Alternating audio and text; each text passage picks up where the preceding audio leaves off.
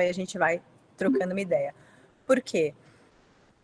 Vou me apresentar primeiro, eu sou bióloga e botânica, eu também me especializei em gestão de resíduos e tratamento de efluentes por meio de plantas, as wetlands, e hoje em dia eu trabalho com consultoria botânica. Eu tenho uma empresa que se chama A Botânica, que agora atualmente ela é online, ela é virtual, apesar de eu trabalhar ainda presencial, voltei a trabalhar presencial agora, com a pandemia eu tive que transferir tudo para o virtual. Então, você consegue ver o meu trabalho no Instagram, né? Não sei se todo mundo tem, mas a.botânica, você consegue ver e entender melhor o que eu faço. A maioria dos meus clientes são pessoas físicas, né? Que querem agora cultivar plantas. Isso já faz 5 anos que eu faço, que começou, mas agora com a pandemia estourou, e especialmente na parte virtual, né? Que não dá mais para.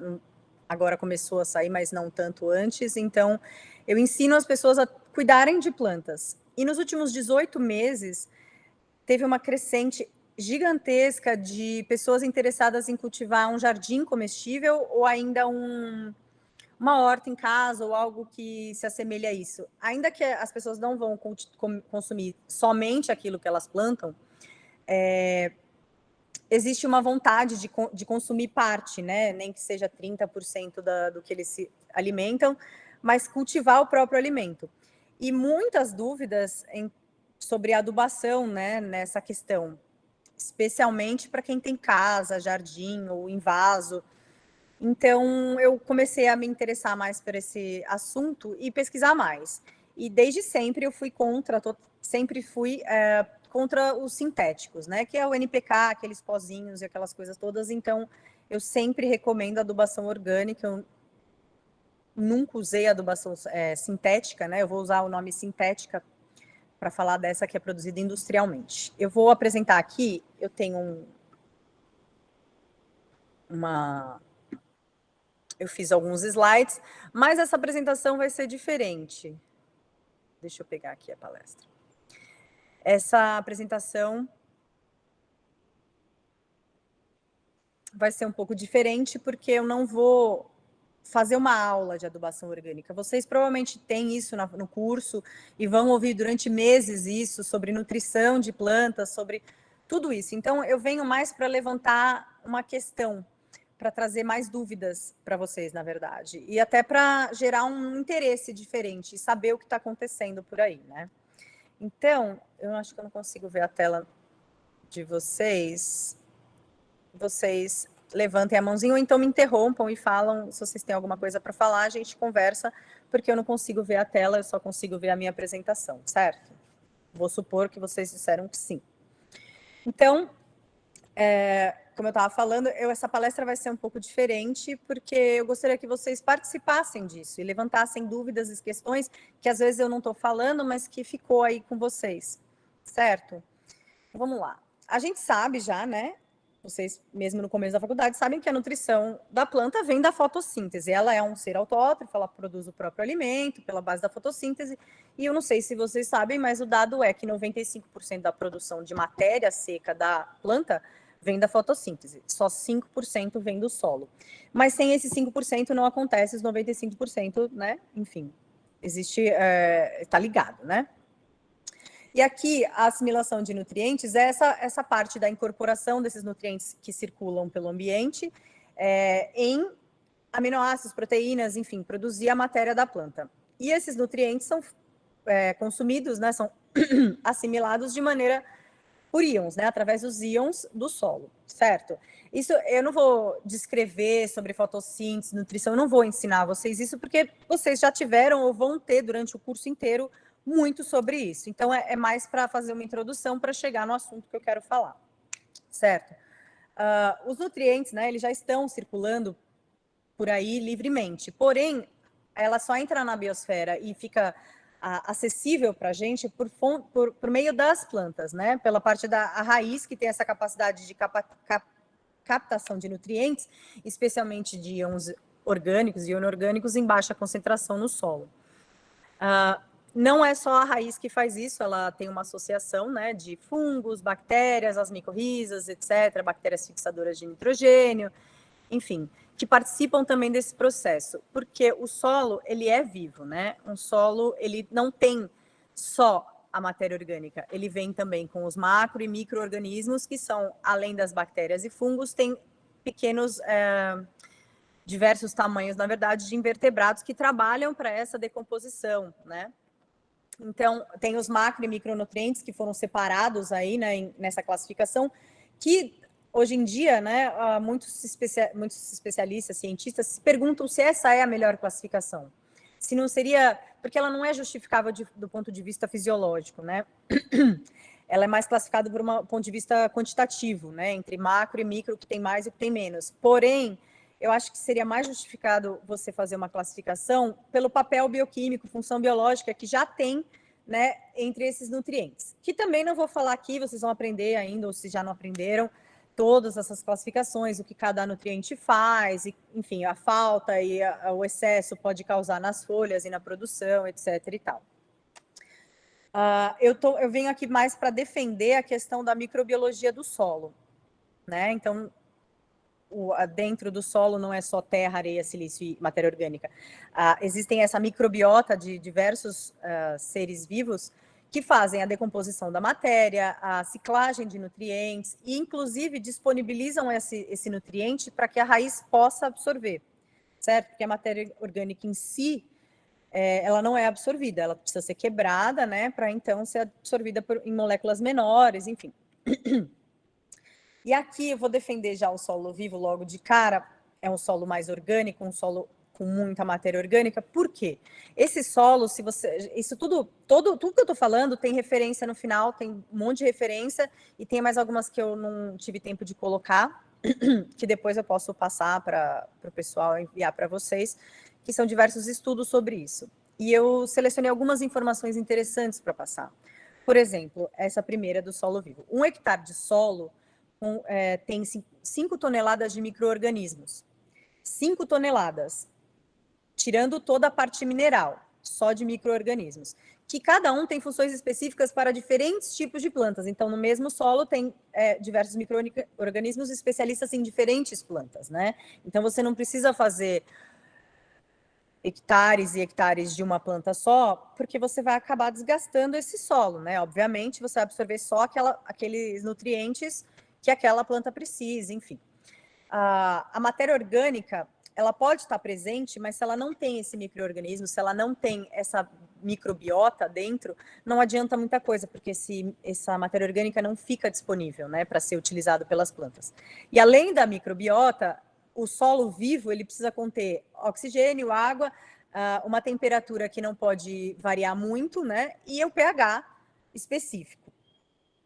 E um dado muito interessante que eu encontrei foi que o aumento de 1% de matéria orgânica no solo pode captar e armazenar 170 mil litros de água por hectare, que ficam reservados para aquela época de seca, né, que a gente tem, que não tem irrigação natural, não tem chuva. Então, essa terra sozinha, ela segura já essa umidade, certo?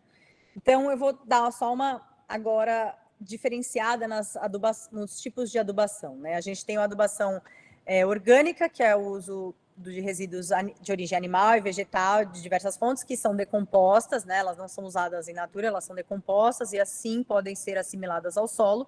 E a sintética, que ela é produzida num processo industrial para produções de nutrientes, né? Em especial aí o NPK, que é o mais usado no meu ramo, certo? Que é o que as pessoas mais perguntam, porque vem com várias porcentagens diferentes para floração, para frutificação, etc, etc. E o que eu trago aqui vou até começar pela sintética, depois eu vou para a orgânica. Não, vou começar da orgânica. Isso não sou eu que estou inventando, tudo isso tem um embasamento científico, certo? A adubação orgânica, ela já provou que ela eleva o CTC, né? E essa capacidade de trocas, né? Não sei se esse termo é muito longe de vocês, mas acredito que não, vocês já devem conhecer. E, além disso, tem essa maior capacidade de retenção de água, que hoje em dia, em especial, que a gente está com um problema hídrico sério, é um assunto muito importante, né? O solo ter a capacidade de reter água para segurar a água e manter as suas atividades e funções biológicas durante esse período de seca, que já era para ter começado a chover, né? Então, acho que é importante a gente frisar nessa parte de capacidade de retenção de água. Além de tudo, a adubação orgânica, essa maior enriquecimento em matéria orgânica, ele melhora a agregação e a estrutura em si do solo, né? Isso tem, aqui eu posso citar até como os índios produziam antes, né, há 2.000 anos atrás, que eles usavam carvão de resto de fogueira, né, que é o carvão vegetal, triturado na terra, porque ele também dá uma estrutura melhor, ele acaba segurando a umidade, retendo esses íons que não foram ainda utilizados pela planta, que seriam lixiviados, mas agora ficam mais acessíveis para as raízes e tal. Além de tudo, evita a erosão de solo, melhora a absorção das raízes e absorve 132 toneladas de gás carbônico do ar por hectare. Então, além de tudo, ele tem essa questão da mudança climática, né, de gases do efeito estufa. Eu vou trazer mais dados daqui a pouco sobre a adubação orgânica, mas antes eu vou falar um pouquinho sobre a produção da adubação sintética, né. Os fertilizantes nitrogenados industriais, eles são produzidos através do gás natural, que é um derivado de petróleo. E a extração por si só desse gás natural já não é lá a melhor situação ecológica, né? Além da degradação do meio ambiente, que aqui eu não preciso nem citar, ele tem fim, né? Aí vai acabar. Então, é um problema, né? Não tem a reposição, não é sustentável. Além de tudo, ele é um sal. São essas bolinhas aí, né? Eu peguei uma foto genérica do NPK, mas são essas bolinhas que é um sal, que por ser um sal, ele resseca a terra mesmo, ele muda a estrutura e ele tem uma alta lixiviação, porque depois que você rega, ele lixivia e acaba muitas vezes e indubitavelmente atingindo lençóis freáticos, especialmente no nosso país, que tem muitos rios, muitos lençóis freáticos, tem bastante água doce. Então, ele acaba atingindo esse lençol, essa água e contaminando. Além de tudo, tem outro detalhe que eu não coloquei aí, mas eu vou falar, tem uma produção de nitratos, né? Então, que são tóxicos, tanto para os animais que consomem, no caso da produção de animais aí que consomem o capim, as braquiárias, etc., como para os humanos, né? Que consomem uma alface cheia de nitrato, não vai te fazer bem, é tóxico. E é um problema desse excesso de nitrogênio. Na China, teve uma reportagem dizendo que os chineses começaram a importar muitos fertilizantes, né, sintéticos, e começou a ter, isso foi em 2016, começou a ter um problema sério com a contaminação, com os nitratos, com a qualidade dos alimentos, que descobriram que eles usavam quase 5 vezes mais do que necessário, porque o solo não tinha mais nutrientes, né? Então, esse uso prolongado acaba tornando o solo tão degradado que precisa usar cada vez mais. Só que esse sintético, ele não se agrega ao solo, ele lixivia, então ele vai atingir as águas e os rios e tudo mais, e ocorre a eutrofização das águas, né, que é o excesso de matéria orgânica que não tem oxigênio, então fica um lodo, né, e o mau cheiro, enfim, tóxico e etc. E pelo uso constante, você acaba viciando essa terra e você não tem mais opção. Mas tem, certo? E aqui eu trago eu levanto esse questionamento, né? Será que então dá para alimentar o mundo inteiro, que em 30 anos vão ser 9 bilhões de pessoas, só com a adubação orgânica? Sim, dá. Sim, é possível. Deixa eu só conferir aqui. Eu tinha mais uns dados, mas eles não estão aqui. Tudo bem, eu falo para vocês que é possível isso. Vários institutos hoje em dia, no Brasil, acho que tem um que chama Toca, que é um dos grandes líderes, né, que está na frente. Tem um outro de agricultura orgânica também, que tem muitas pesquisas, que inclusive eles todos estão citados nas referências depois.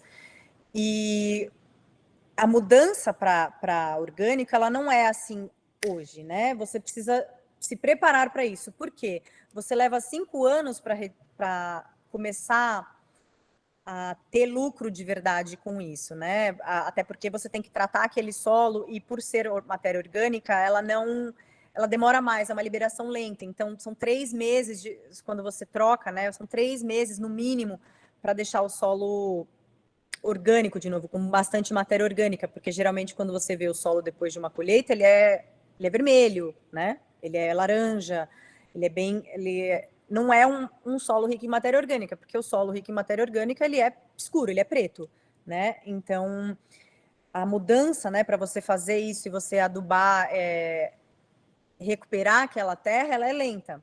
Porém, os benefícios vêm. Então, existe sim, e já tem diversos estudos provando, a possibilidade de mudar o mundo para ser inteiro orgânico. Hoje em dia, acho que são 40 milhões de hectares, mas existe uma previsão para 2050, se não me engano, para multiplicar por 10. Serão 400 milhões de hectares, se não me engano, de produção orgânica e recuperação de solo.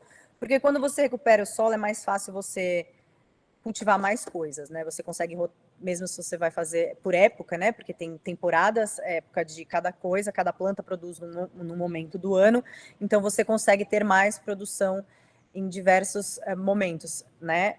De diversos alimentos, até para você rotacionar a dieta, que é importante você variar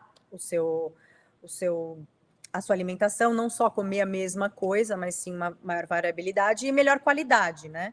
Isso também tem diversos estudos mostrando que a qualidade do alimento orgânico ele está superior à qualidade do alimento que não foi produzido organicamente, inclusive nutricionalmente. Até porque a planta é feita daquilo que ela vai consumir, né? Se ela consome um material, não importa se ela está lindíssima, ou belíssima, ou enorme, muitas vezes é acúmulo de água, né? E a matéria seca é a mesma do menorzinho, que seria o orgânico. Então, você está consumindo mais água do que material, né? Do que nutrientes em si. Então, existe um grande benefício nessa troca de cultivo, né? O principal deles é a maior competitividade, porque agora é modinha, né, gente? Vamos combinar que está na moda, então a demanda aumentou pelo produto orgânico, então agora ele custa uma fortuna. Mas se você compra do produtor direto, ele tem um preço bem justo e acessível, né? Mas se você vai no Pão de Açúcar, sei lá, num supermercado mais elitizado, custa uma fortuna, custa quase 3 vezes o preço de um não orgânico, né? Então, é a moda, né? Mas eles provaram, né? Esse instituto, eu coloquei aqui o Rodali, eles provaram que o lucro de quem produz chega a ser até 6 vezes maior, né? Então, se o argumento for, mas o lucro é muito maior na produção tradicional não orgânica.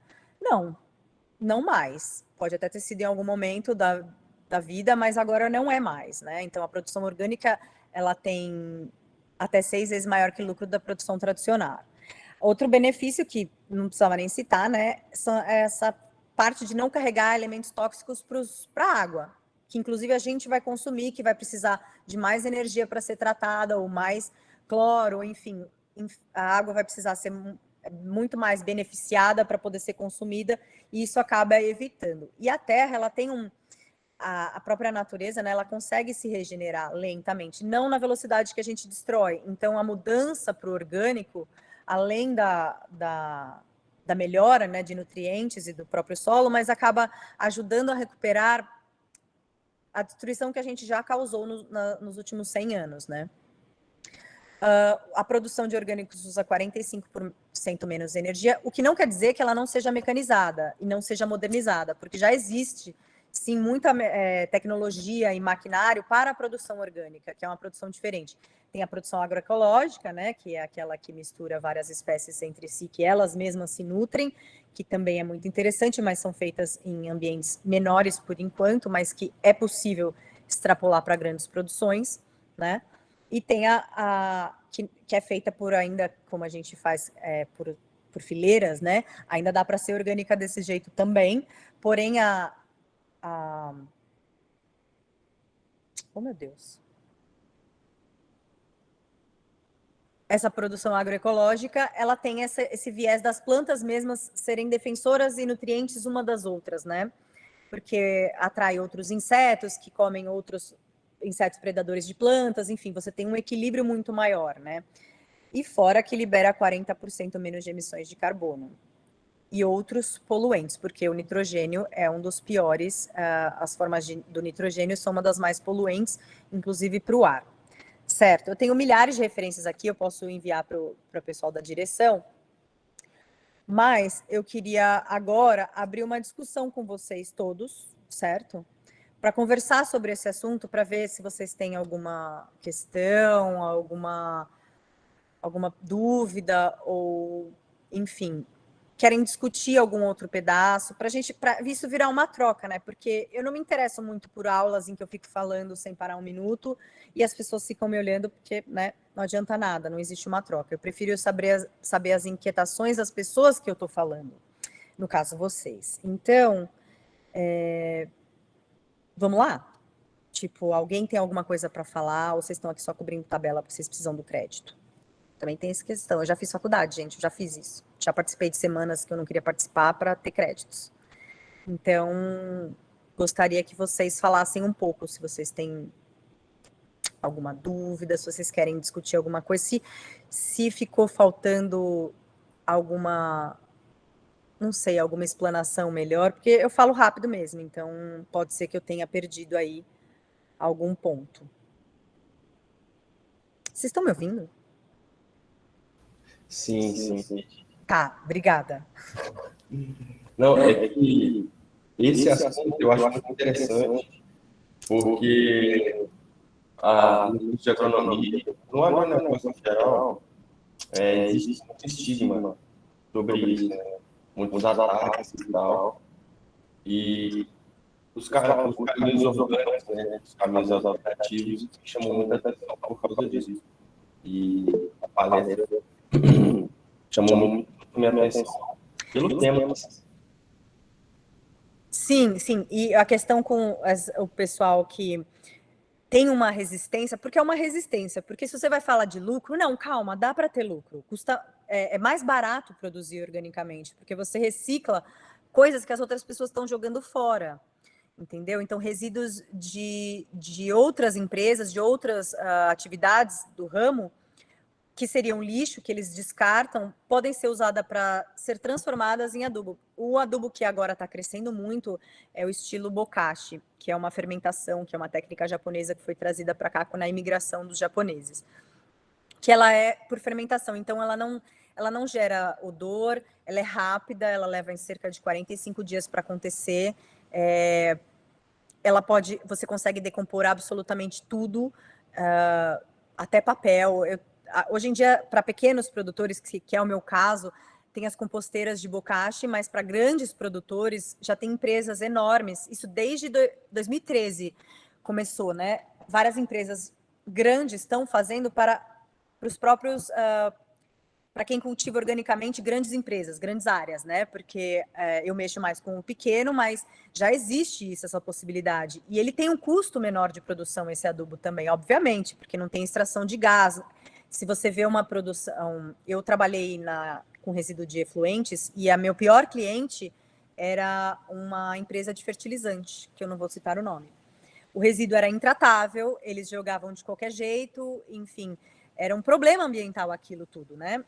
Fora o cheiro, que não dá para aguentar, dá para sentir a quilômetros. Eles tinham piscinas de resíduo que tinham que ser tratados, e muitas vezes eles deixavam escapar porque quebrou a bomba, sabe? Tinha umas desculpas absurdas.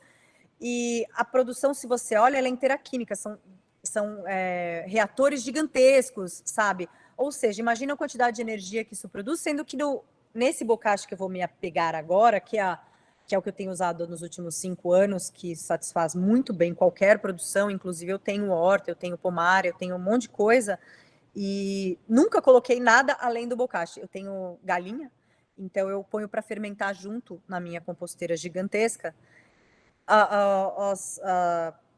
as fezes, né, a palha que elas deixam ali, que ficam tudo, eu coleto, coloco lá, fermento e boto na horta. Eu tenho uma horta gigantesca, eu produzo alimentos enormes, não são pititicos como a gente tem essa cultura, os orgânicos são muito pequenos, não, os meus são gigantes, não perdem nada para essa produção tradicional atual.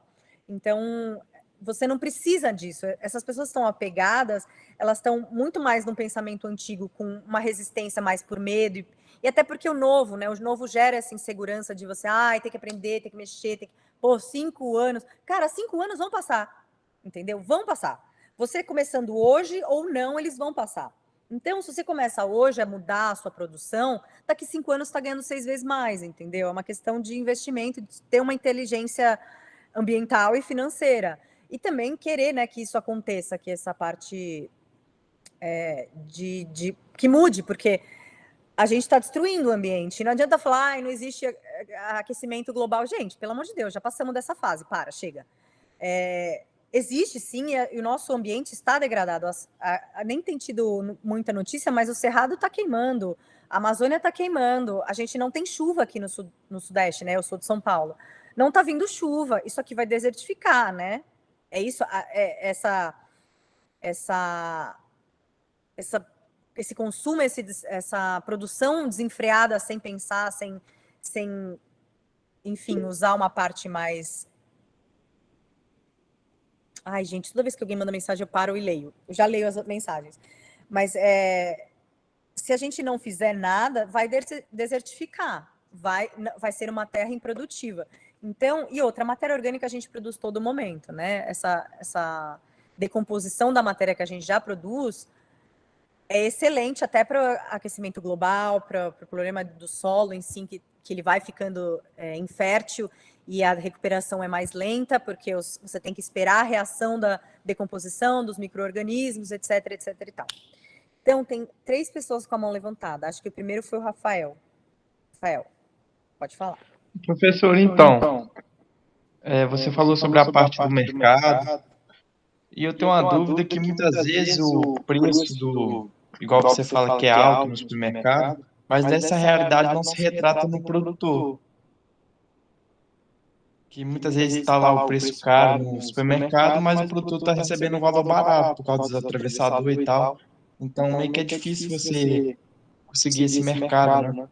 Sim, eu entendo a sua preocupação e ela é real, mas veja, ela só é assim porque ela não tem incentivo. Aí a gente entra numa parte mais política, né? Porque por que é que não tem incentivo para um negócio que já foi cientificamente provado, que é melhor na questão ambiental e tão bom quanto, ou até melhor na questão produtiva? Então, por que não tem investimento? Por que não existe esse repasse para o produtor menor? Primeiro, porque o sistema é meio injusto, né? Não sei se vocês notaram.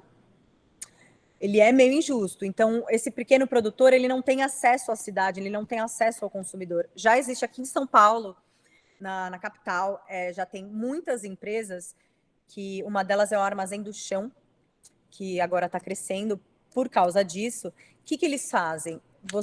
Eles põem um preço sugestivo e eles prestam contas, entendeu? Quanto ganha cada pessoa que está ali e quanto ganha o fornecedor.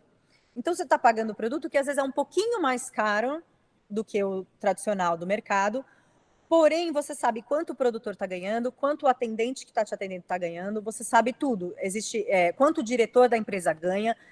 Enfim, não vai ser uma pessoa não vai ser uma empresa que vai para a Bolsa de Valores, entende o que eu estou falando? A gente aí, essa questão entra mais no sistema econômico que a gente vive.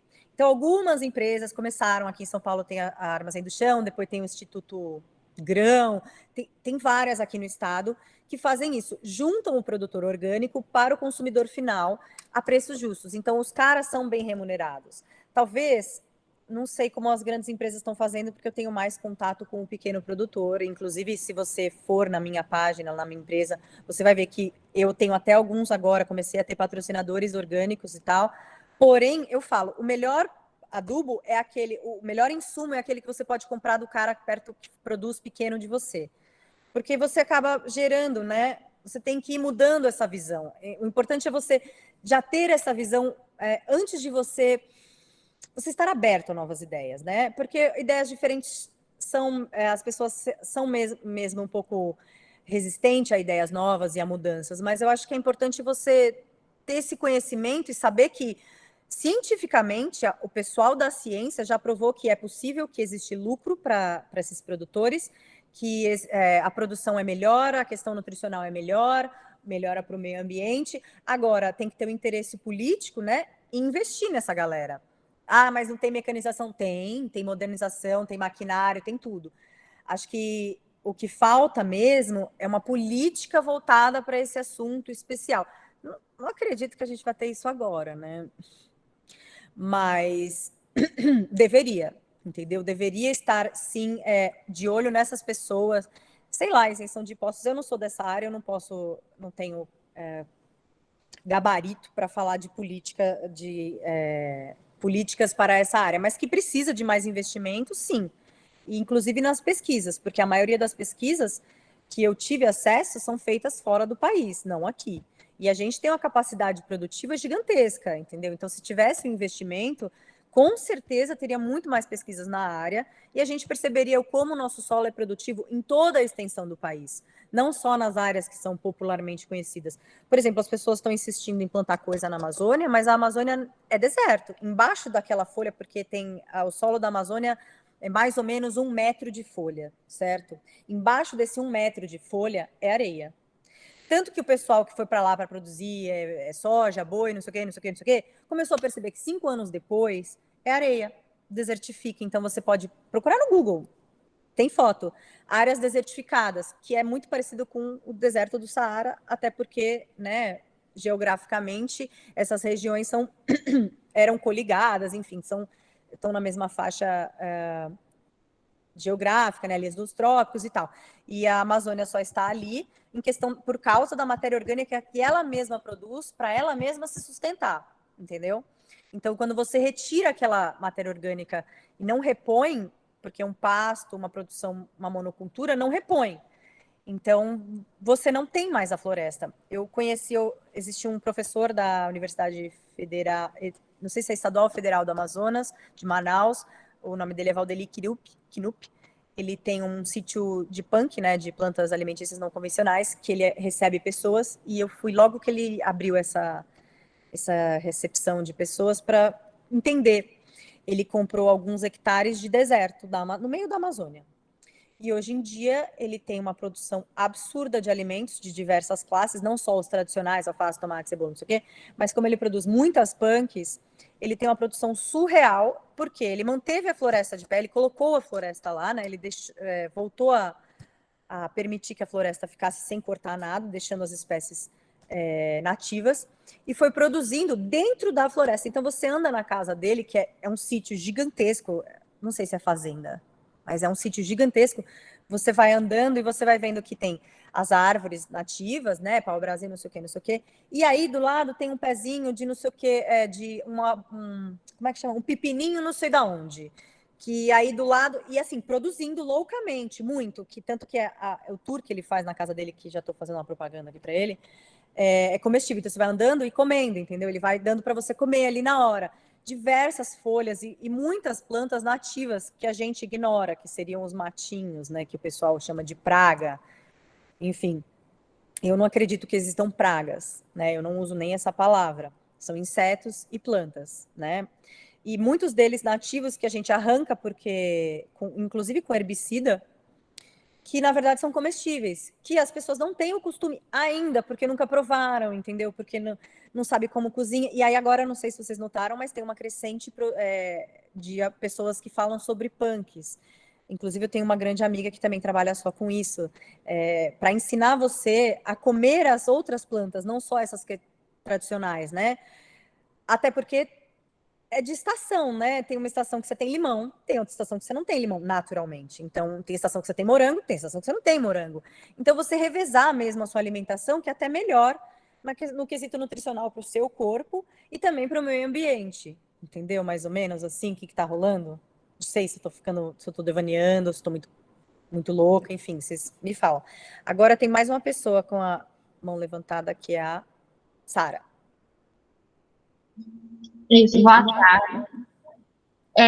Estou indo para o segundo período de agronomia. Então, tem bastante dúvida. Tá bom. Até as 2 eu estou aqui, bora. Meu pai tem até fazenda, nós temos uns 40 filhos. E colocamos lá de milho e cana. Só que está aguando, mas não vendo, né? Seco, sol muito agressivo e o milho não está crescendo. Então, eu tenho algum tipo de adubação que poderia ajudar. Adubação orgânica. Veja, o seu pai... Deixa eu ver se eu entendi, porque como cortou o seu áudio bastante... Oi. Desculpa te interromper, mas quando alguém falar, você desliga só o seu áudio, só muta ele, para não ficar dando eco, beleza? Perfeito, perfeito. Obrigado, Talvez tenha sido por isso que eu não entendi nada que ela falou. Se eu entendi, Sara, o seu pai tem uma produção de milho e cana, é isso? Isso. Tá. É o seguinte, matéria orgânica, o adubo que você quer, o adubo para ser escolhido é aquele que você tem acesso, certo? O que eu indico é sempre você usar resto de decomposição. Tem a composteira tradicional, que é aquela feita de minhoca, biriri, biriri. Só que essa compostagem, ela é um pouco mais sensível, porque as minhocas e os vermes e os insetos que estão ali, eles são sensíveis a alguns alimentos, alguns óleos de alguns alimentos. Então, por exemplo, eles não aceitam cítricos, eles não aceitam pimentas, eles não aceitam gengibre, entendeu? Você não consegue decompor no minhocário resto de pizza, sei lá, resto de churrasco. Enfim, já em outros adubos, agora o adubo que está crescendo muito é essa que eu falei de bocashi, que é uma fermentação. E aqui tem várias empresas e você pode produzir você mesmo, certo? Você, como seu pai tem, eu acho que vai ficar mais fácil ainda para você mesma montar na fazenda do seu pai uma área de decomposição, que você vai pegar a matéria orgânica qualquer, e aqui é qualquer mesmo. Resto de folha, como é que chama? Não é estrume, é estrume? Estrume de animais. É que eu dei uma palestra em inglês, eu estou com os termos em inglês. Então, estrume de animais, e aí lixo da sua própria casa, resto de comida. E essa compostagem de fermentação do bocashi, ela aceita qualquer comida, inclusive as cozidas. Então, resto de churrasco, resto de pizza, resto de pão, você vai colocando tudo e por cima você acrescenta no meio, né? Vai pondo em camadas e pondo camadas de fungo, que eles vêm inoculados ou líquido, né? Eles vêm num líquido, que o líquido eu acho mais fácil porque você consegue você mesma cultivar, né? Então, você compra uma vez e fica com esse líquido eternamente. Ou por um farelo que tem os fungos, né, e bactérias inoculados, que você joga e você mesma produz o seu adubo, né, para usar. E o importante para qualquer cultura, seja ela de milho, seja ela de cana, é a matéria orgânica, humus, né? Tem gente que compra humus de minhoca, que é agregada ao solo. É que a diferença do orgânico é que, assim, quando você coloca o sintético lá, joga aquele sal lá dentro, ele age em 15 dias, você consegue ver o resultado. Já o orgânico, ele é mais lento, é uma liberação lenta, né, de nutrientes. Por quê? Ele deixa disponível para a planta apenas aquilo que ela vai precisar. Então, a planta tem que buscar esse nutriente. Já na sintética, é como se você enfiasse goela abaixo, entendeu? É como se fosse... É uma assimilação meio bobinha, mas é como se fosse um esteroide num cara que malha, entendeu? Quando usa bomba ou qual cara que faz certinho. O cara que usa os anabolizantes, se ele não tem um problema, né, que ele precise usar, se ele usa esses esteroides, ele fica muito forte, muito rápido, mas na verdade ele só está inchado de água. Enquanto a pessoa que não opta por isso, que vai de maneira mais natural e que tem paciência, ela fica mais forte com o tempo, né? Demora mais. É o mesmo para adubação orgânica. Então, você vai colocar, só 3 meses depois você vai começar a ver que deu resultado, entendeu? Por isso que, na pesquisa daquela instituição, ele fala que são 5 anos, né, de transição. Porque o solo, ele precisa se recompor, e você precisa esperar a matéria orgânica dele começar a se associar àquele solo, enfim. Ele tem uma mudança. Então, no caso aí do seu pai, se ele quiser me contratar, falar para ele me ligar. Mas, enfim, você pode você mesma montar um sistema de reciclagem, né, de decomposição, e depois você, ainda por cima, você talvez no começo, né, quando você começa, você vai ter que comprar esse adubo. Tem milhares de empresas, tem várias empresas que fazem isso, que vendem para grandes produtores, então eles produzem muito, porque eles pegam de lodo de tratamento de efluente caseiro, eles pegam restos de feira, enfim, eles fazem essa decomposição juntando resíduos de outras empresas. Eu esqueci o nome da empresa que faz isso, eu preciso achar uns patrocinadores para fazer umas propagandas, mas eu não tem uma que vende a composteira, que é uma das minhas parceiras, porque eu fui atrás dela, porque eu gostei muito, eu compro as coisas, testo e ligo para a pessoa para ver se ela quer fazer uma parceria, porque eu não gosto de fazer propaganda de coisa que eu não conheço, né? Então, eu não conheço os grandes produtores, eu conheço os pequenos, né, que entregam para pessoas físicas e pequenas produções. Mas se você dá uma pesquisadinha, você vai encontrar empresas que fazem para os grandes produtores de orgânico. Até o Pão de Açúcar, ele está fazendo uma produção orgânica, ele compra de pequenos, mas como ele viu que dá muito dinheiro, eles estão fazendo eles mesmos a produção deles.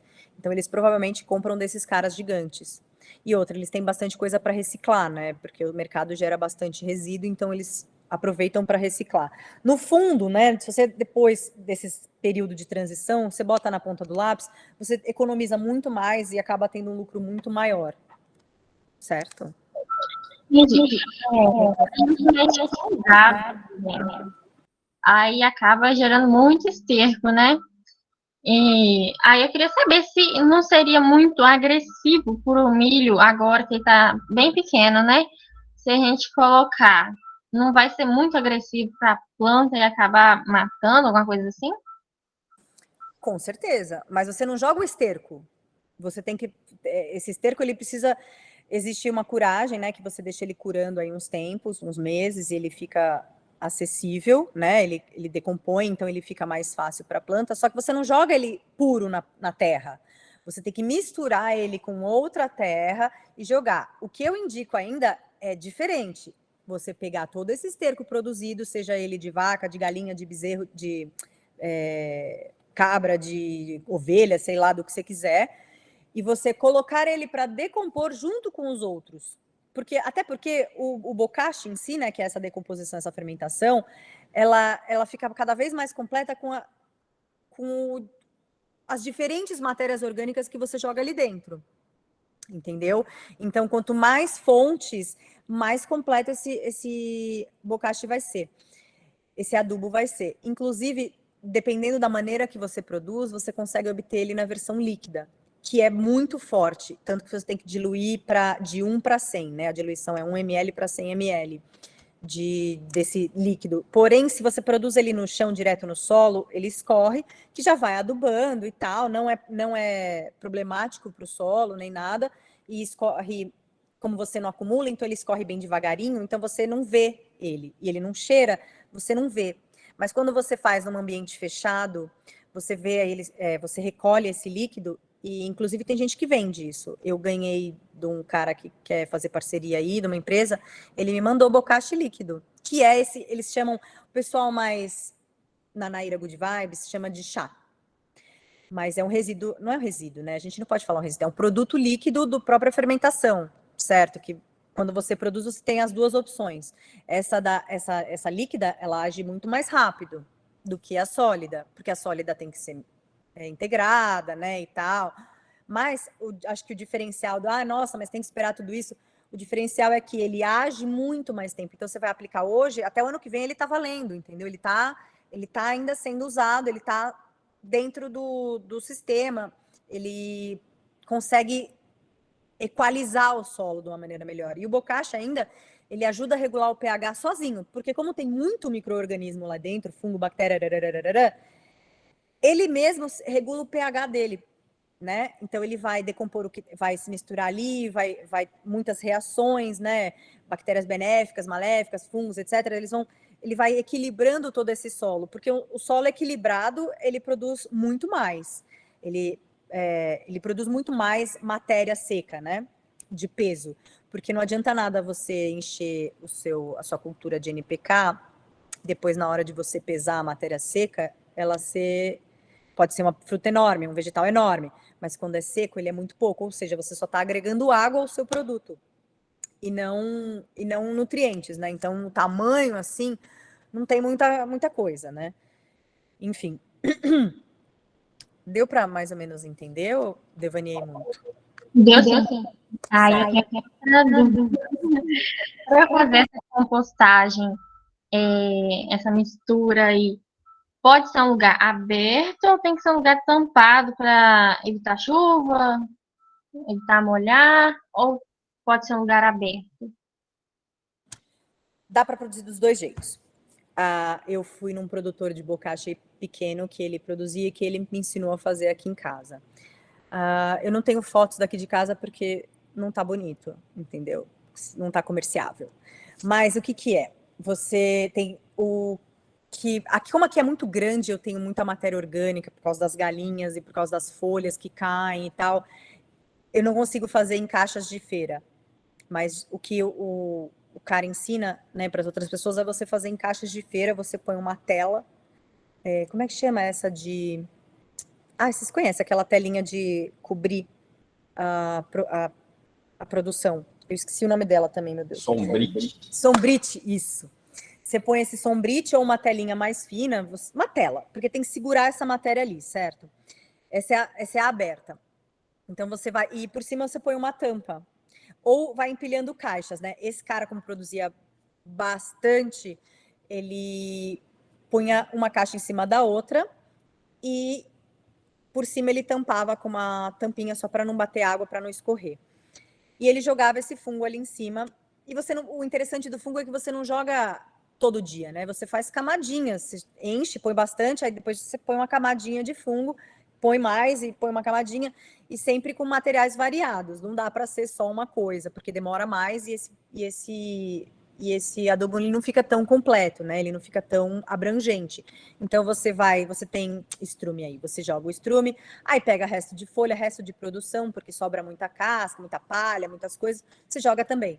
A própria produção de comida, que sobra restos, joga lá também. Você vai jogando tudo ali dentro, né? E você vai deixando ela. Essa produção externa, ela precisa ser removida, remexida de vez em quando.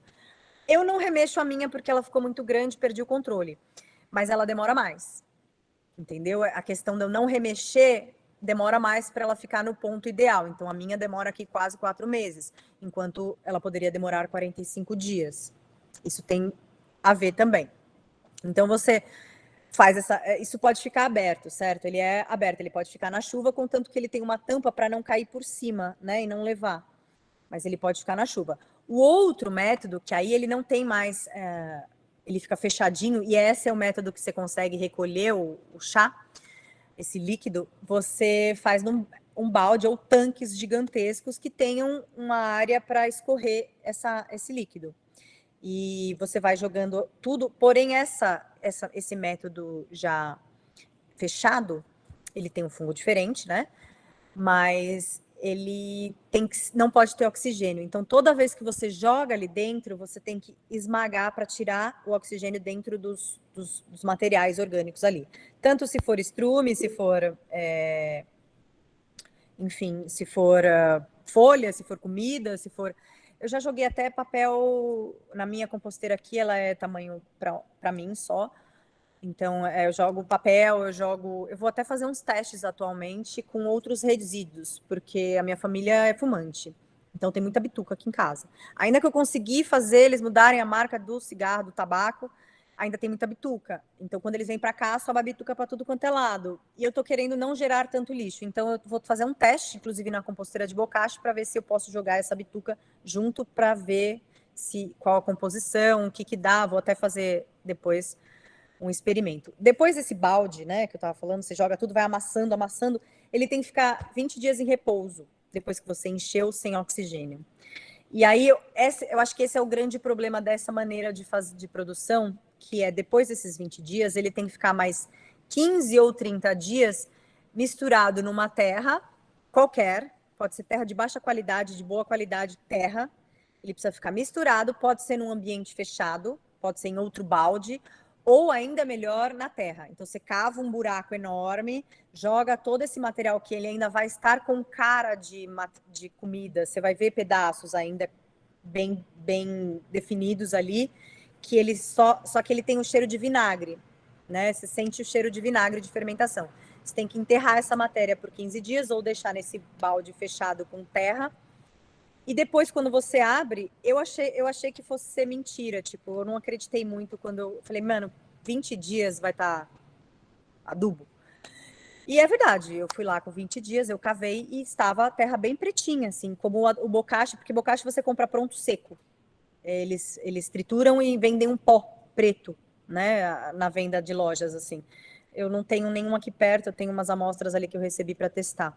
Então, você Eles ressecam isso e, consequentemente, tem uma esterilização nesse ressecamento, e depois eles vendem em saco em pó. E úmido, ele fica uma terra bem pretinha, com cheiro de chuva, um cheiro bem forte de cheiro de chuva. Então, quando eu cavei aqui, que eu fiz o experimento na minha casa, estava mesmo um adubo. O cheiro de adubo, a consistência, você pegava nele, ele não tinha pedaços, tinha uma casca ou outra de alguma coisa que eu joguei, que era mais difícil de decompor, mas ela já estava muito incorporada ao sistema, então eu tinha jogado casca de laranja, limão e espiga de milho, entende? E quando eu abri, não tinha mais vestígios de casca de limão e casca de laranja e cítrico. Vocês sabem que eles demoram muito para se decompor. E não tinha, foi em questão de 30 dias, ela se decompôs e virou um adubo que eu tenho usado aqui na minha casa, que tem sido excelente.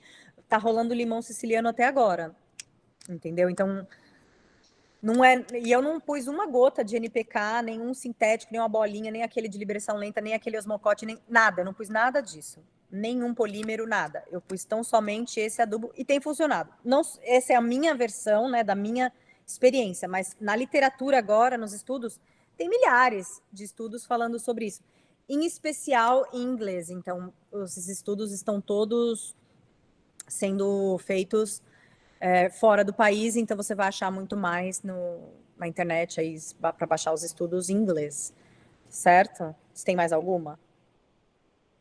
Eu tenho. Serve para pasto também, para a gente recuperar pasto, por causa da seca? Sim. Veja, se você produz o seu bocashi, existe uma chance pequena, mas existe, de ter outras sementes de outras coisas de que você comeu. Não é comum não é comum brotar, mas existe uma pequena possibilidade dela brotar. O que, para mim, não aconteceu. Usando o meu bocashi, eu não tive nenhuma surpresa de planta extras brotando. Mas deixo aqui avisado que existe uma leve possibilidade. Você recupera o pasto, sim. Lembra, você vai pôr no pasto, vai incorporar essa matéria orgânica no pasto e ela tem um tempo para agir, entendeu? Não é por agora, 15 dias vou plantar. Não. Para você recuperar, são no mínimo 3 meses. Então, você vai botar lá, misturar bem, tem que incorporar, deixar ali quietinho, não pode pisotear, porque o pisoteio da vaca comprime, né? Vocês vão ver, se não viram, vão ver. Essa matéria que o peso da vaca, né, comprime e acaba deteriorando o solo, então você tem que deixar a área isolada ali sozinha, fazendo o seu papel. Vai nascer um monte de coisa, mas o solo vai recuperar, até porque as sementes, né, que vêm de outros lugares, que os pássaros trazem, os animais trazem, e vai passar muito animal ali por causa da decomposição orgânica, porque vai atrair... Tem muito inseto, né, tem muita coisa dentro desse material orgânico, quando eles atraem muita coisa, né?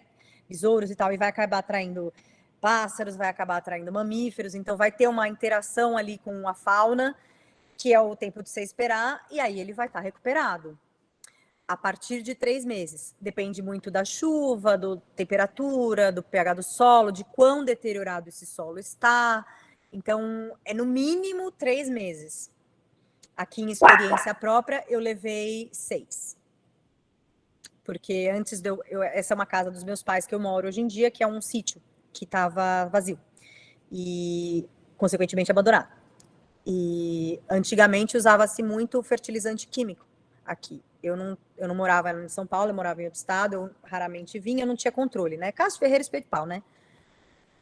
E aí, quando eu cheguei, eu falei, olha, eu vou morar lá um tempo e tal. E aí eu comecei a notar que o solo era esbranquiçado, entendeu? Ele era claro, ele era duro, muito, muito duro.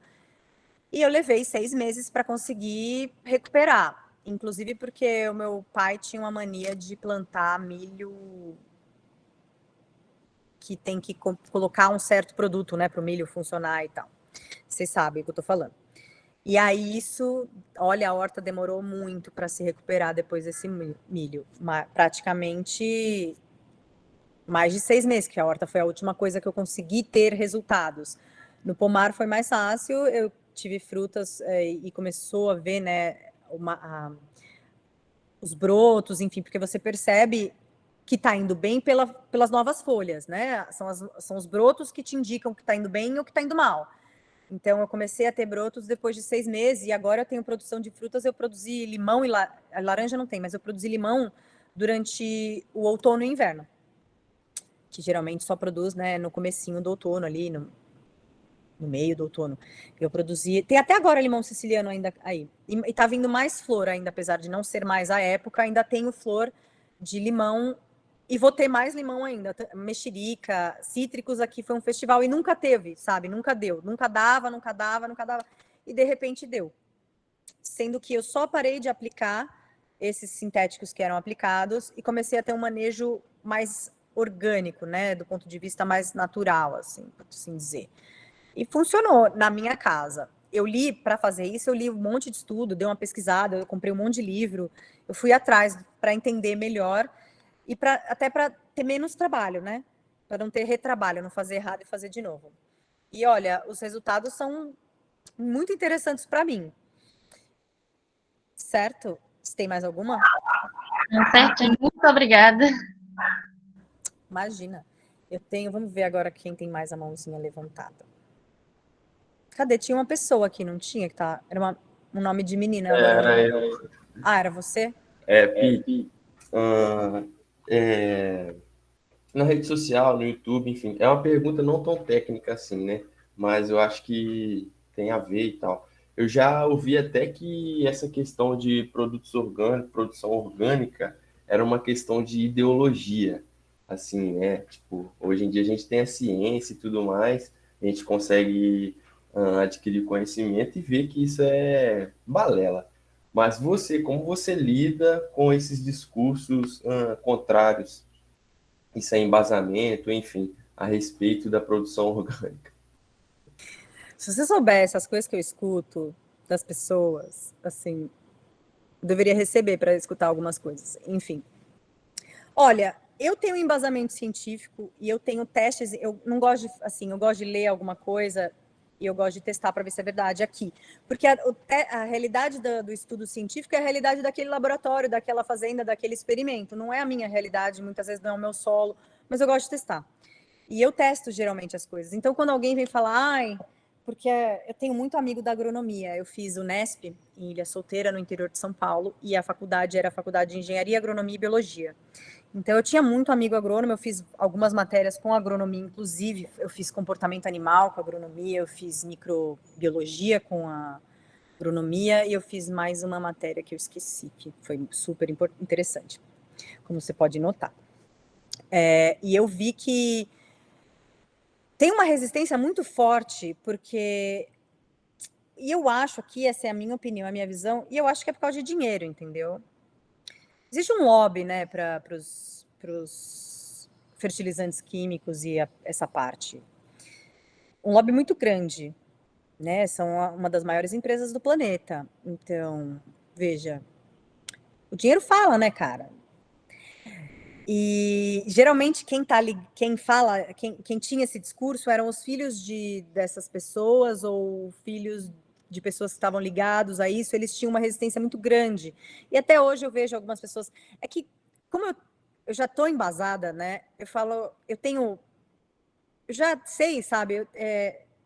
Se a pessoa vai discutir comigo e ela não tem um embasamento científico ou qualquer coisa que o valha, eu não vou discutir, eu vou falar real para você, eu não discuto, tipo, não, mas eu acho que, bom, daí não vou discutir com o seu achismo, não dá, entendeu? Não tem como, não consigo. Eu consigo discutir com, olha, o estudo de fulano diz que aconteceu isso, ciclano rebateu com aquilo, entendeu? Isso eu consigo discutir. Agora a pessoa vem falar que acha que não, porque esses adubos foram criados na década na Segunda Guerra Mundial, ali nessa época mais ou menos, e até então nunca precisou, sabe? Foi mais porque, em vez deles continuarem com aquela produção de antigamente, a ideia era produzir mais em menos espaço. E mais de uma coisa, né? Não é que ele tinha várias produções, ele tinha uma coisa só. Se você andar pelo estado de São Paulo, é que eu passei pelo Espírito Santo só uma vez, então eu não tenho muita noção da geografia e de como que tá tudo aí. Mas se você passar aqui, cruzar o estado de São Paulo, de leste a oeste, você vai ver muito pasto e muita cana. Só. Não tem rotação de cultura, entendeu? Não tem aquele solo, aquela cultura, ela suga um tipo de nutriente, né? Ela tem a sua ali, a microbiota. E é só aquilo que ela vai ter. Depois de um tempo, o solo começa a não mais ter aquilo, porque já consumiu tudo aquilo pela outra. Então, eles começam a jogar mais coisa. E assim, essa pessoa que produz, que tem esse latifúndio, muitas vezes, ela não tem interesse em mudar, porque ela está lucrando assim. E outra, ela vai ter que explicar para os investidores por que ela quer mudar. Você está entendendo? Tipo, Sim, sim. é toda uma indústria e aí fica difícil, né? Você precisa começar a conversar com aquele que está disposto a mudar já. Se a pessoa que vem conversar comigo não está disposta a ouvir e abrir a cabeça, enfim, fica difícil. Mesmo quando eu pego alguém embasado, sabe? Que sabe o que está falando, que vai defender a sintética ou o uso dos dois combinados, porque tem muita gente que defende esse uso combinado, eu estou aberta a ouvir. Apesar de eu discordar, eu escuto o argumento dele e se ele não está disposto a escutar o meu argumento, não tem muita conversa, né, cara? Tipo... Sim. Eu acho que vai além de uma certa discussão assim, com embasamento e tudo mais. E isso já leva a gente para outros caminhos, assim, outras questões, né? De preferências e, enfim. Eu nem vou falar dessa questão de ideologia, que veio com esse papinho de mamadeira de piroca, de kit gay. Eu não vou entrar nesse assunto, porque não é aqui, não é o assunto do momento, né? Do que a gente está falando. Claro. Mas... Eu estava até meio receoso de fazer esse tipo de pergunta, mas eu sei que é muito comum para você. Eu imaginei que fosse muito comum e me bateu essa curiosidade. Tipo, é que agora, né, tá na moda ser burro. Tipo, tá na moda não conhecer, tirar a informação, enfim, não sei da onde. Inventei na minha cabeça. Então, essa moda atual de não ter o embasamento de pesquisa de alguém que testou, com outra pessoa que testou, sabe? De tirar a informação do além, fica complicado, né? Porque eu sou pesquisadora, eu sou cientista, eu trabalho nessa área já há muitos anos, eu gosto dela e não pretendo sair. Então, para mim, não faz sentido ter muita discussão com, sabe? Sim, uma pessoa que Uhum. pensa que ciência é opinião, sabe? Sim. Então, eu nem discuto. Bom, se a pessoa pensa que ciência é opinião, Sim. não Perfeito. dá. Obrigado. Imagina. Tem mais alguém que quer falar?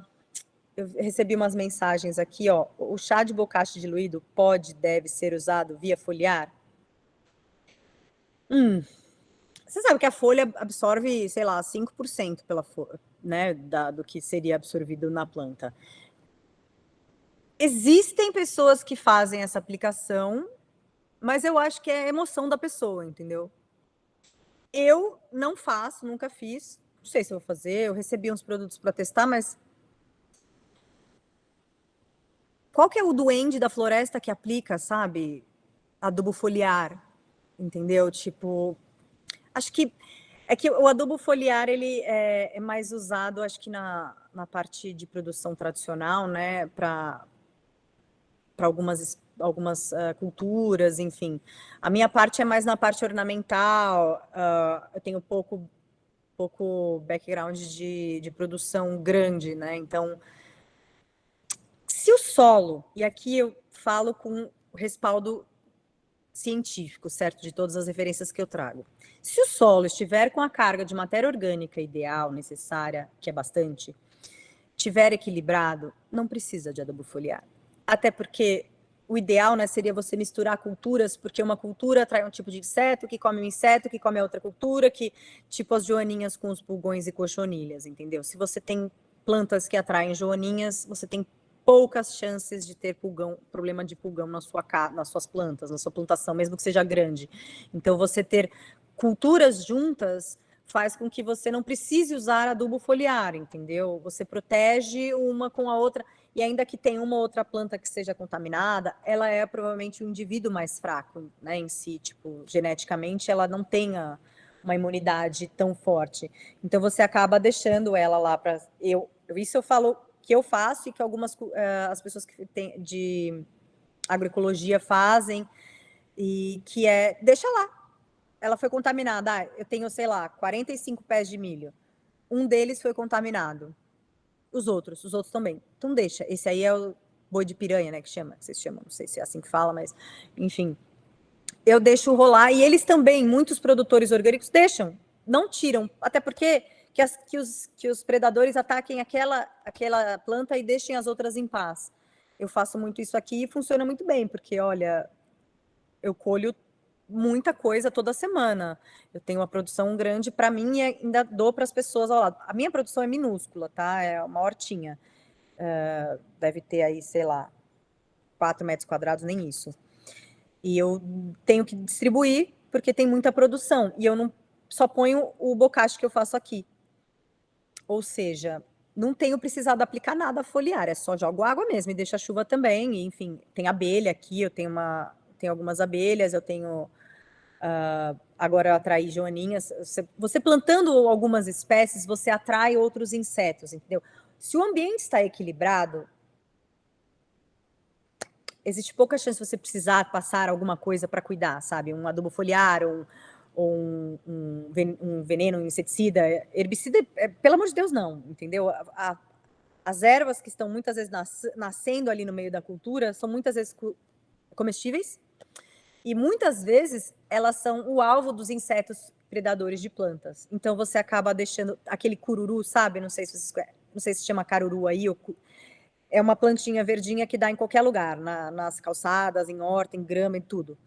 Aqui as larvas atacam todos os carurus, mas não atacam a minha berinjela, por exemplo, nem o meu tomate. Eu tenho tomate, sabe? Eu produzo muito, muito, muito, muito, muito, a ponto de eu perder. E tomate, vocês sabem, é um negócio mais sensível de ser cultivado, né? Mas como tá ali no meio da horta, que tem tudo quanto é tipo de coisa, ele fica belíssimo. Não tenho nenhum problema de praga com tomate, nenhuma doença. E são sementes convencionais. Muitas vezes eu peguei o tomate, a maioria dos tomates que eu plantei ali, eu peguei da feira, cortei um tomate, joguei as sementes ali e nasceu. Aleatoriamente, não é organizado, a minha horta parece um matagal. Mas eu consigo colher um monte de coisa, eu sei o que é cada coisa, né? Então, para mim, fica mais fácil. Daria para organizar em fileira? Dá, mas eu não quero, dá muita preguiça, dá muito trabalho. Mas eu entendo que para uma pessoa, às vezes, para uma produção maior, você precisa ter uma leve organização. Ainda aqui na agroecologia não existe essa organização, tá? É tudo plantado com uma coisa com a outra, você vai colhendo, por isso que existe mais mão de obra, né? Porque você tem que ir colhendo por turnos, né? Por assim dizer. Área de refúgio, plantio proposital de não suscetível à praga e doença. Porém, uma área menor. Sim, pode ser. Área de refúgio chama, é que eu deixo o meu refúgio junto, entendeu? Tudo misturado. Tem uma aqui. E com base em sua ideia de produzir a compostagem de bituca de cigarro, acredita a ação de fungicida possa ocorrer pelo uso do tabaco se aplicado via foliar? Talvez. Eu não sei por quê. Eu ainda não fiz esse estudo, até porque eu vou ter que mandar depois isso para uma análise. Veja, na decomposição, o que você tem ali não é mais o tabaco, né? Depois da decomposição, não é mais nada daquilo que era antes. Então, talvez, porque eu ainda não tenho esse respaldo, né? Eu ainda não sei se alguém já fez isso, eu nem pesquisei ainda, mas talvez na decomposição, essa substância do tabaco que espanta, né? Que é repelente, ela tenha sido deteriorada, né? Ter sido transformada por algum decompositor. Então, pode ser que ela não tenha mais essa propriedade.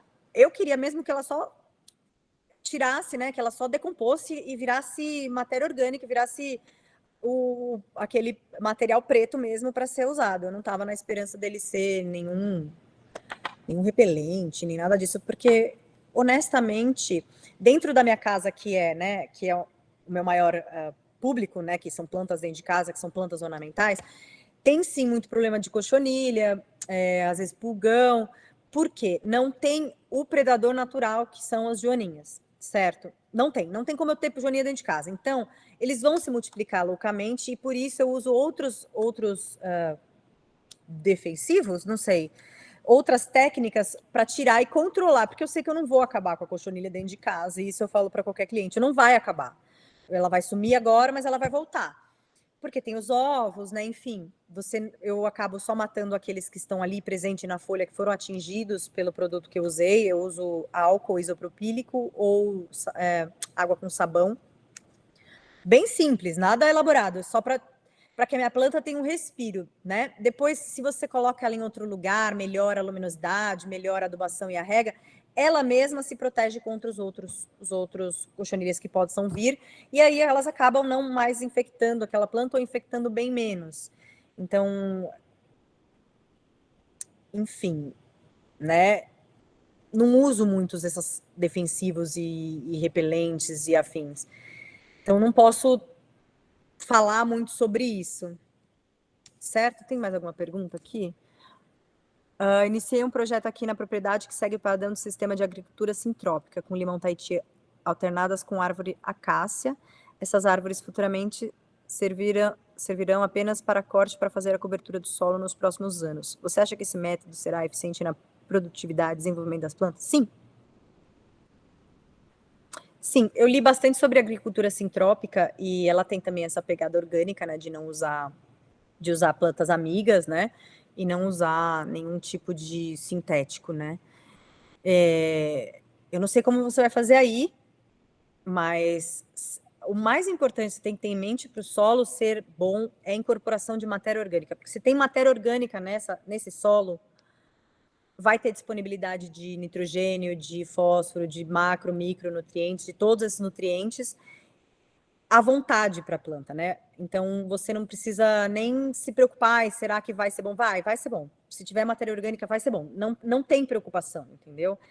A própria matéria orgânica forma o solo vivo que eu falei no comecinho que eu apresentei, e ela mesma se controla. Então, com o passar do tempo que você vai colocando mais matéria orgânica até a planta vai soltando folhas, você pode ir adicionando, né, do material decomposto, fermentado ou por vermicompostagem, ou o que você encontrar, humus de minhoca, enfim, qualquer um desses, ele vai ali, ele mesmo se estrutura, né? Especialmente se tem outras espécies amigas ali que se ajudam. Uma outra coisa também é que existe, mesmo na adubação orgânica, existe às vezes, dependendo do solo, existe a necessidade de você analisar o seu solo, sim. Mas você pode colocar outros adubos minerais que não são sintéticos, que são orgânicos, como o pó de rocha, por exemplo, carvão, que o pessoal, para vender mais caro, chama de biocar, mas é carvão vegetal triturado, carvão de churrasqueira. Esse carvão também dá uma estruturada no solo, e o bom do carvão triturado é que ele não se decompõe, né? Ele leva 1000 anos para se decompor, então o esquema do carvão é dar estrutura para o solo ficar mais areado, para facilitar o crescimento de raiz, e também ele acaba absorvendo íons que estão soltos, que seriam lixiviados. Então ele segura mais o adubo, né? Então, mesmo o orgânico, existe uma lixiviação, ainda que menor, existe. Então, quando você põe o carvão, ele segura esses íons que seriam lixiviados e que a planta vai poder usar depois. E ele dura, você vai pôr uma vez só, não vai pôr nunca mais, entendeu? Então, antes de você fazer, né, o ideal é você preparar o seu solo para produção de maneira orgânica antes de começar a plantar. Então, você vai pegar lá, que nem a Sara falou, que tem um solo degradado de pasto. Você misturar matéria orgânica com pedacinhos de carvão triturado, pedacinho é pedacinho, gente. Não é eu botar o toco de carvão gigante, não, é pedacinhos, é triturar ele. Eles vendem já assim, triturado, por isso eles cobram mais caro, mas se você comprar o saco e triturar, é bem mais barato. Você incorporar junto da matéria orgânica no solo esse carvão, ele vai dar uma estruturação para o solo a longo prazo e muito duradoura. Certo? O que mais? Alguém quer falar mais alguma coisa? Tem alguma dúvida? Tá com fome? Deve estar, né? 1h20, deve estar com fome. Fazer alguma pergunta, um comentário? Quer desabafar? Como é que estamos aí?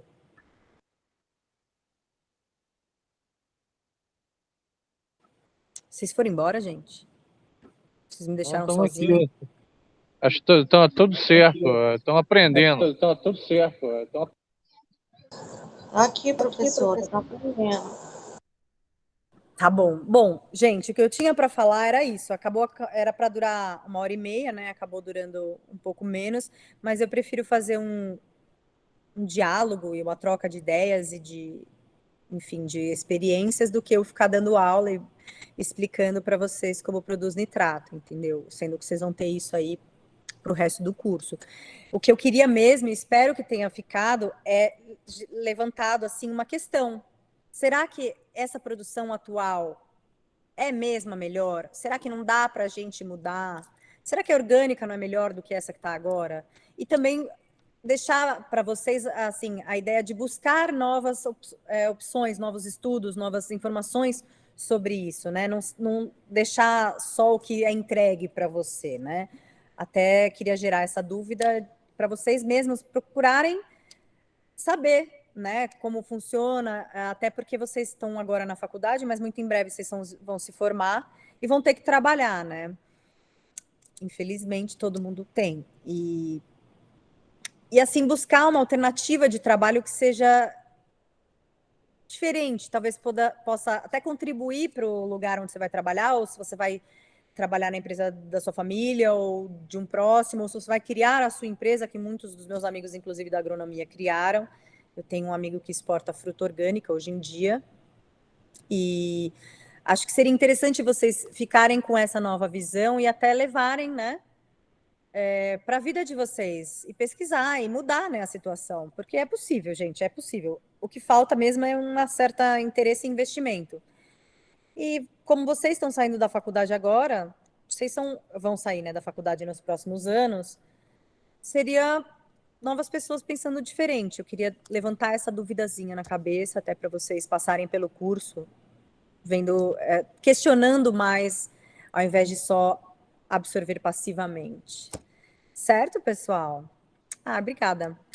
Você, Amanda. Então, é isso, gente. Vou encerrar por aqui, tudo bem? Obrigada, Evelyn. Você que é maravilhosa. Obrigado, professora. Se vocês puderem, passem lá na minha empresa no Instagram e sigam para dar um ibope, entendeu? Porque conta. E se precisar, tem o meu contato lá. Se vocês precisarem de alguma coisa, eu tô por lá. Eu respondo muitas perguntas por lá também. E geralmente lá eu tenho até mais tempo, né, de elaborar, enfim. Certo? Obrigada a vocês que estiveram aqui, ficaram aqui todo o tempo, aguentaram firmemente. Vou deixar vocês aí com um tempo extra para dar uma almoçada, uma cochilada, certo? Para a próxima palestra. Obrigada, gente. Obrigada, Pedro, pelo convite. Valeu, Pete. Queria agradecer Até você a próxima. por ter aceitado o nosso convite. Pete.